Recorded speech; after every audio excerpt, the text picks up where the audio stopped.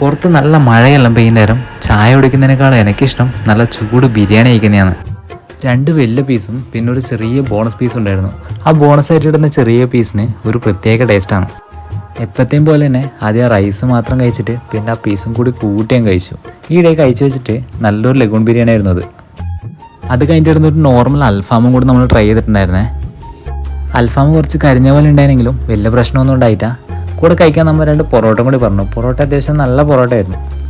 അൽഫാമിന്നൊരു piece എടുത്തിട്ട് ആ പൊറോട്ടേൻ്റെ ഉള്ളിൽ റോൾ ചെയ്തിട്ട് മയോണൈസിൽ ഡിപ്പ് ചെയ്തിട്ട് അങ്ങ് കഴിച്ചു വിട്ടാ. പിന്നീട് ഇവരെ ക്യാരമൽ പുഡിങ് കൂടി ട്രൈ ചെയ്തിട്ടുണ്ടായിരുന്നേ.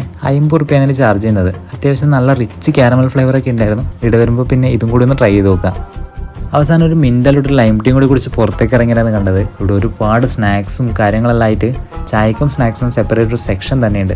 അപ്പോൾ നമ്മുടെ ലൊക്കേഷൻ വരുന്നത് തളിപ്പറമ്പ് ചുടലക്കുള്ള മിക്കാസ് ബിരിയാണിയാണ്. എല്ലാവരും കഴിച്ചു നോക്കുക, ഫീഡ്ബാക്ക് അറിയിക്കുക. ബൈ.